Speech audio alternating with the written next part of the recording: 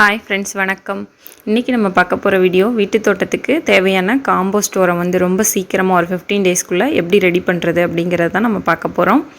வீடியோக்குள்ளே போகிறதுக்கு முன்னாடி நீங்கள் இன்னும் நம்ம சேனலை சப்ஸ்கிரைப் பண்ணலைன்னா மறக்காமல் சப்ஸ்கிரைப் பண்ணிக்கிங்க.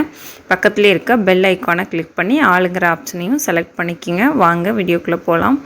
இன்றைக்கி நம்ம பார்க்க போகிற இந்த காம்போஸ்ட் உரம் ரொம்ப நாள் எடுக்காது, ஒரு 15 நாளில் ரெடி பண்ணிடலாம். இது காய்கறி செடிகளுக்கு மட்டும் கிடையாது, நம்ம வீட்டில் இருக்க ரோஸ் செடி, அப்புறம் எல்லா வகையான பூச்செடிகள் எல்லாத்துக்குமே இந்த காம்போஸ்ட் நம்ம பயன்படுத்தலாம்.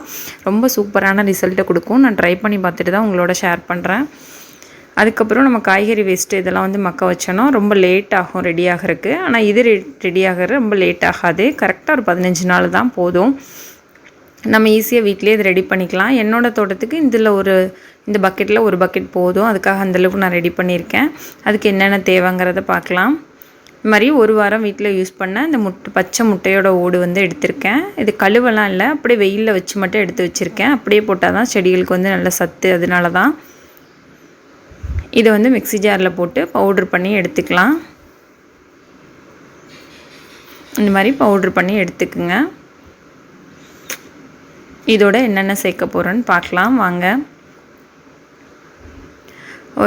உங்களுக்கு எந்த அளவுக்கு தேவையோ அந்த தேவையான அளவுக்கு ஒரு பக்கெட்டு இல்லைனா ஏதோ ஒரு டப்பா அந்த மாதிரி எடுத்து வச்சுக்கோங்க.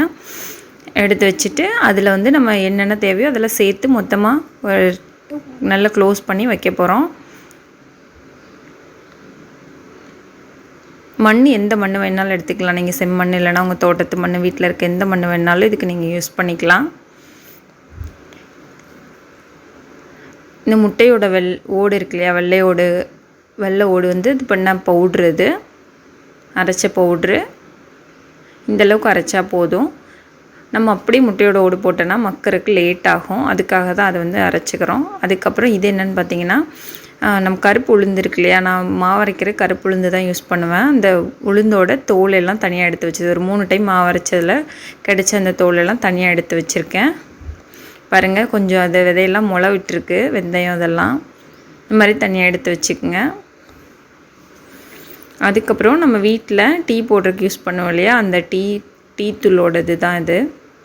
ஒரு வாரம் யூஸ் பண்ண டீ தூள் போட்டுட்டு வடிகட்டி எடுத்து வச்சது.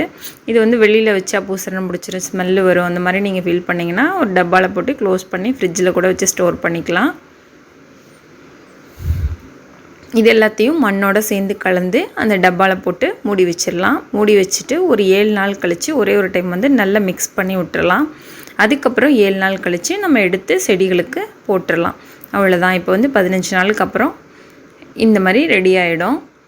நான் இந்த கலந்து விட்டது அதெல்லாம் வீடியோ எடுக்கலை, அதனால தான் உங்களுக்கு காமிக்கல. 15 நாளுக்கு அப்புறம் இந்த மாதிரி காம்போஸ்ட் ரெடி ஆகிடுச்சு பாருங்கள். நல்ல மக்கி இருக்குது பார்த்தீங்களா. நம்ம முட்டையோட ஓடு அப்படியே போட்டோன்னா இந்தளவுக்கு மக்காது. அதுக்காக தான் நம்ம அரைச்சி போடுறோம்.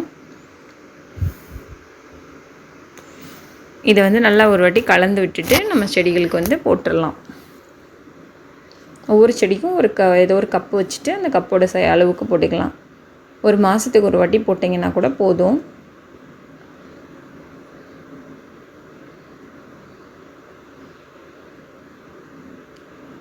அவ்வளோதான். இனி எடுத்து நம்ம செடிகளுக்கு போட்டுக்கலாம். ஃபஸ்ட்டு நான் ஒரு ரோஸ் செடிக்கு தான் போட போகிறேன். இந்த ரோஸ் செடியோட மண்ணை கிண்டி விட்டுக்கலாம். தண்ணி விடாமல் தான் இருக்குது, அதனால இது நல்லா கிளறி விட்டுட்டு மண்ணை கிளறி விட்டு அதுக்கப்புறம் போடலாம். அடிக்கடி எல்லா செடியோட மண்ணையுமே இந்த மாதிரி கிளறி விடுங்க. கிளறி விட்டிங்கன்னா செடி இன்னும் நல்ல க்ரோத் நல்லாயிருக்கும்.